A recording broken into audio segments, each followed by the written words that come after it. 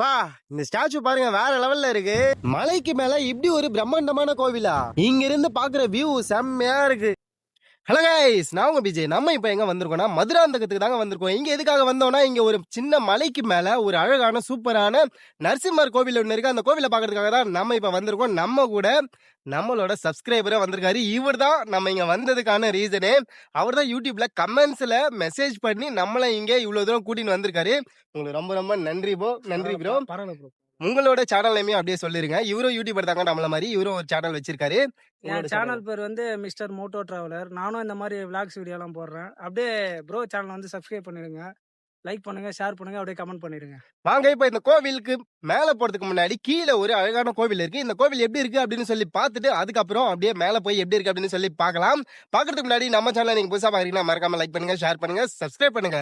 வாங்க இப்ப நம்ம இந்த கோவில் எப்படி இருக்கு அப்படின்னு சொல்லி பாத்துடலாம். நம்ம இந்த கோவில் வர்றதுக்காக தாம்பரத்துல இருந்து கிளம்புவாங்க. தாம்பரத்துல இருந்து இந்த கோவிலுக்கு வர டிஸ்டன்ஸ் பாத்தீங்கன்னா 67 கிலோமீட்டர் இருக்கு.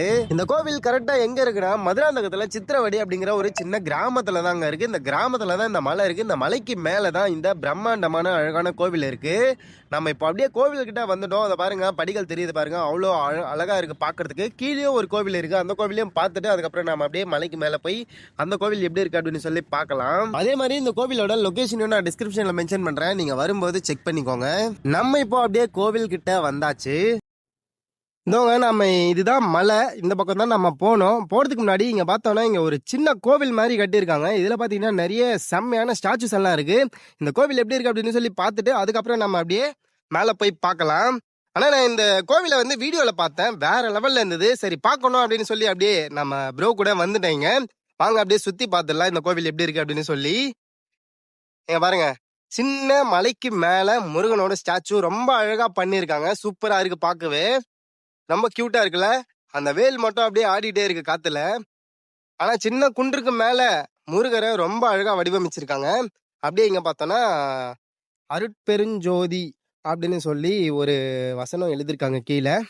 இங்க ஒரு தூண் மாதிரி பண்ணிருக்காங்க.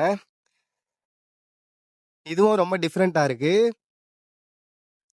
அப்படியே இங்க பார்த்தோன்னா இங்க ஒரு பிரம்மரோட ஸ்டாச்சு இருக்கு பாருங்களேன்.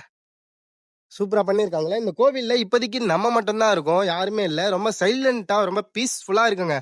நம்ம இந்த கோவிலுக்கு வந்தது நாங்க 2 பேர் மட்டும்தான் இப்போ இந்த இடத்துலயே இருக்கோம். அவ்வளோ சூப்பரா இருக்கு. இங்க பாருங்க, பிரம்மர், அப்படியே பக்கத்துல பார்த்தோம்னா சரஸ்வதி அம்மன். சூப்பரா பண்ணிருக்காங்களே. இந்த மாதிரி கோவில் எல்லாம் இந்த மாதிரி குட்டி கிராமத்துல இருக்கிறதுனால நிறைய பேருக்கு தெரியாமலேயே போயிடுது. அதனாலதான் நான் உங்களுக்காக இவ்வளவு தூரம் வந்திருக்கேன். அதனால மறக்காம நம்ம சேனலை லைக் பண்ணி சப்ஸ்கிரைப் பண்ணிடுங்க. இங்க பாருங்க, எப்பா இப்படி ஒரு ஸ்டாச்சுவை நான் எதிர்பார்க்கவே இல்லைங்க. இவ்வளவு பெரிய சிவனா சூப்பரா செதுக்கிருக்காங்க இந்த ஸ்டாச்சுவை. வேற லெவல்ல இருக்கு. ரொம்ப அழகா இருக்குங்க இந்த ஸ்டாச்சு பாக்குறதுக்கும். செம்மையா பண்ணிருக்காங்க பாருங்களேன்.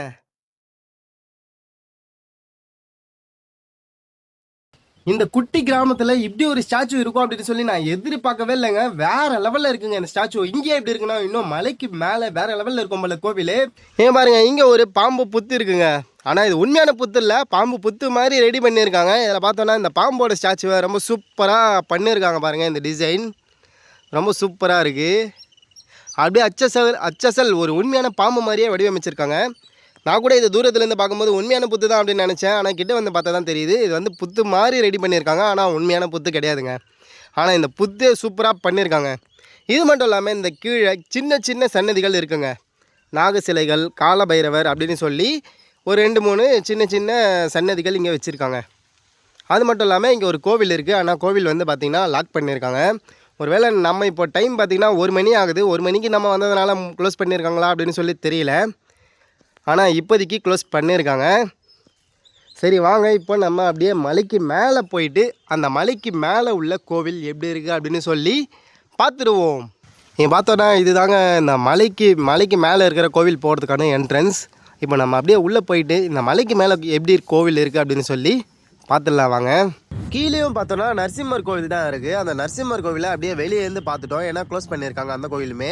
அதனால் இப்போ நம்ம அப்படியே மலைக்கு மேலே இருக்கிற கோவிலை தான் பார்க்க போகிறோம். வாங்க அப்படியே இந்த படிகள் ஏறி மலைக்கு மேலே இருக்கிற கோவில் எப்படி இருக்குது அப்படின்னு சொல்லி பார்க்கலாம். அங்கே முன்னாடி பார்த்தோன்னா ஹனுமானோட ஸ்டாச்சு இருக்குது. ரொம்ப சின்னதாக ரொம்ப சூப்பராக பண்ணியிருக்காங்க, க்யூட்டாக. இந்த படிகளும் ஏறுறதுக்கு ஈஸியாக தான் இருக்கும் போல். ஏன்னா நீளம் பாருங்களேன் ரொம்ப ரொம்ப பெருசாக இருக்குது. அதனால் ஈஸியாக மேலே ஏறி போயிடலாம் போல். நானும் நம்ம ப்ரோ 2 பேர் மட்டும்தான் இந்த மலையை ஏறி போகிறோம். ஒரு காக்கா சவுண்டு கூட கேட்க மாட்டேங்குதுங்க இந்த இடத்துல. அவ்வளோ சைலண்ட்டாக அவ்வளோ பீஸ்ஃபுல்லாக இருக்குது. கிட்டத்தட்ட ஒரு 250 படி இருக்கும்ல மேலே போகிறதுக்கு. 255 ஈஸி தான்.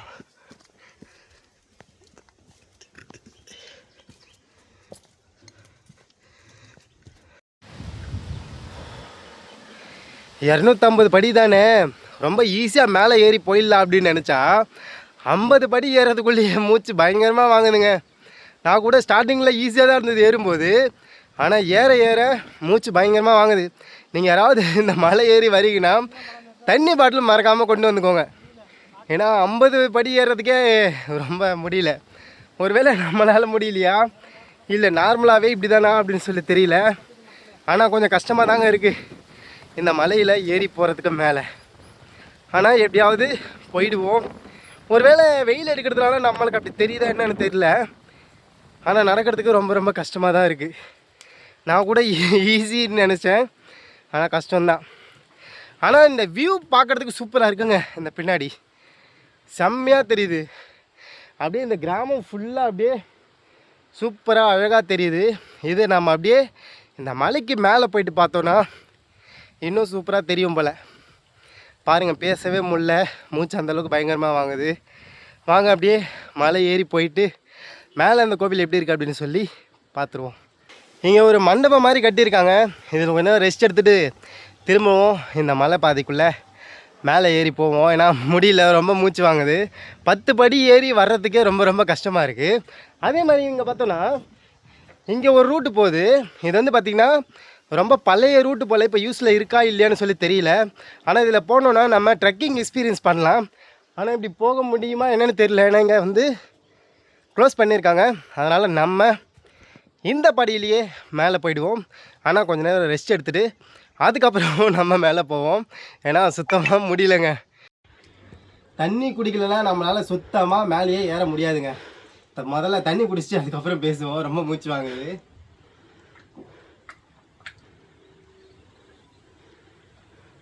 இன்னொரு விஷயம் சொல்ல மறந்துட்டேன். நீங்கள் பாருங்கள் எவ்வளோ வாட்டர் பாட்டில் இங்கே இருக்குது அப்படின்னு சொல்லி. நம்ம மட்டும் இல்லை, இந்த மலை ஏறுறவங்க எல்லாருமே வந்து இந்த மண்டபத்தில் உட்காந்து தண்ணி குடிச்சு இந்த பாட்டில் அப்படியே தூக்கி போட்டு தான் மேலே போவாங்க போல். அதுக்கான அடையாளம் தான் இங்கே பாருங்கள். எத்தனை கிட்டத்தட்ட 100க்கு மேலே வாட்டர் பாட்டில்ஸ் இங்கே இருக்குங்க, தூக்கி போட்டிருக்காங்க. ஆனால் இப்போதைக்கு நம்ம மட்டும்தான் இந்த கோவிலில் இருக்கோம். வாங்க இப்போது அப்படியே மேலே போயிட்டு மேலே கோவில் எப்படி இருக்குது அப்படின்னு சொல்லி பார்த்துருவோம்.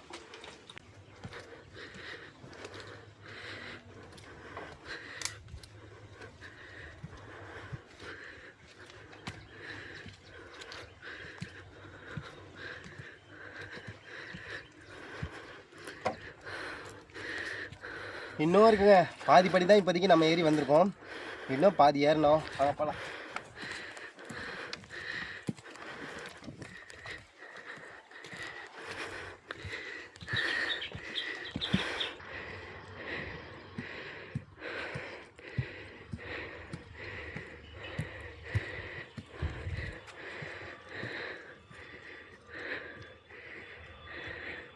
இது வரைக்கும் படி இருக்குங்க. இதுக்கு மேலே பார்த்தோன்னா ரொம்ப ரொம்ப சாஃப்டாக இருக்குங்க. இதில் ஈஸியாக நடந்து போயிடலாம். கோயில்கிட்ட வந்துட்டோம். ஆனால் ஓப்பனில் இருக்கான்னு என்னன்னு தெரியல.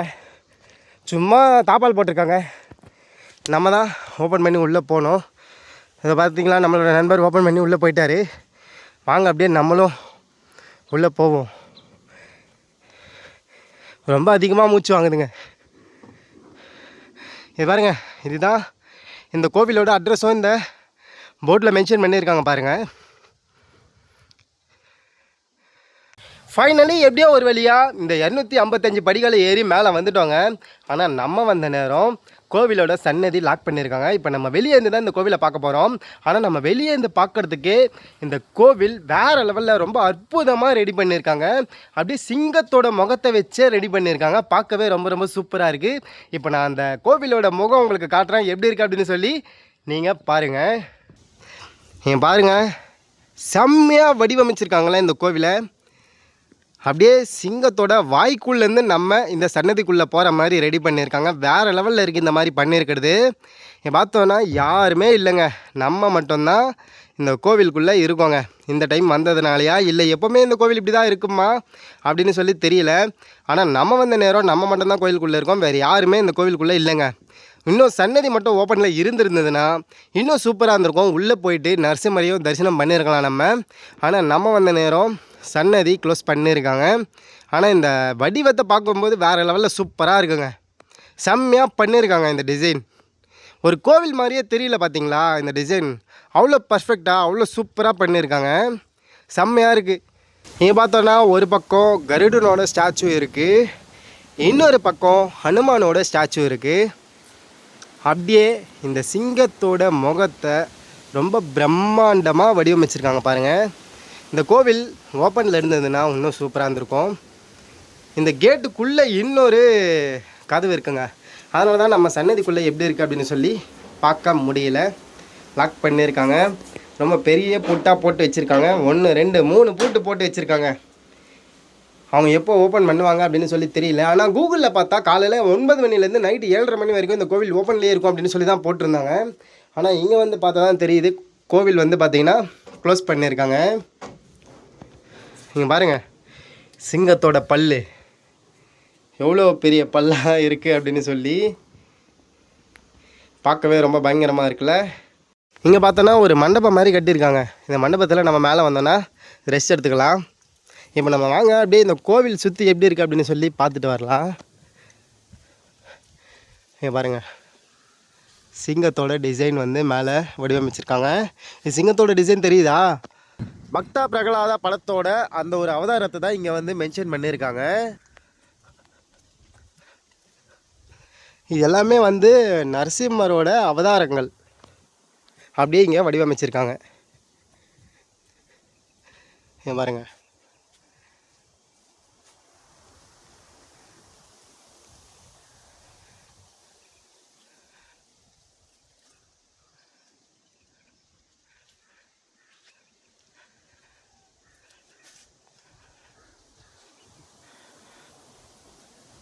அவங்க பார்த்தீங்களா மேலேயும் அந்த டிசைனில் சிங்கம் தான் தெரியுது. சூப்பராக பண்ணியிருக்காங்க.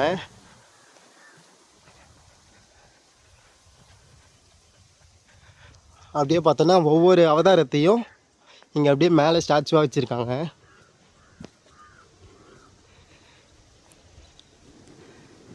இந்த மலைக்கு மேலே ஒரு பிரம்மாண்டமான கோவிலாக இருக்குது இந்த கோவில். ஆனால் யாருமே இல்லாத கோவிலாக இருக்குங்க.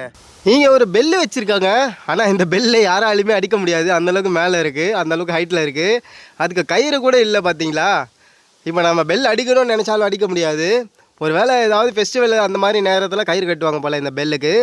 இப்போ நம்ம வந்த நேரம் இந்த பெல்லும் அடிக்க முடியாமல் தான் இருக்குது. ரொம்ப ஹைட்டில் இருக்குங்க. ஆனால் நல்லா இருக்குது இந்த மாதிரி வச்சுருக்கிறது. ஆனால் பெல் அடித்தா இன்னும் நல்லா இருந்திருக்கும். அது மட்டும் இல்லாமல் மேலே தண்ணி இருக்கா இல்லையா அப்படின்னு சொல்லி ஒரு டவுட்லேயே வந்தோம். ஆனால் இங்கே ஒரு டேப் இருக்குது, இதில் குடிநீர் அப்படின்னு சொல்லி மென்ஷன் பண்ணியிருக்காங்க. முதல்ல தண்ணி வருதா அப்படின்னு சொல்லி பார்க்கலாம். தண்ணி வரும் தான் நினைக்கிறேன், ஏன்னா இப்போ தான் ஈரமாக இருக்குது, அதனால் வருதுங்க. இது ஒரு சிறப்பான விஷயங்க. மலைக்கு மேலேயும் தண்ணி வருதுங்க. நீ பார்த்தோன்னா இந்த கோவிலுக்கு முன்னாடியே இந்த மரம் இருக்குது. இந்த மரத்தில் பார்த்தோன்னா நிறைய பேர் பார்த்தீங்கன்னா குழந்தை வர வேண்டி தொட்டில்களை கட்டியிருக்காங்க. அது மட்டும் தான் நம்மளால் இந்த கோவிலில் பார்க்க முடியுது. இங்கே பாருங்கள் எவ்வளோ பேர் கட்டியிருக்காங்க அப்படின்னு சொல்லி. மக்கள் மனதில் இந்த கோவிலுக்கு வந்தால் குழந்தை பிறக்கும் அப்படிங்கிற ஒரு பெரிய நம்பிக்கை இருக்குது போல். அதனால தான் இந்த மரத்தில் இந்த மாதிரி கட்டியிருக்காங்க.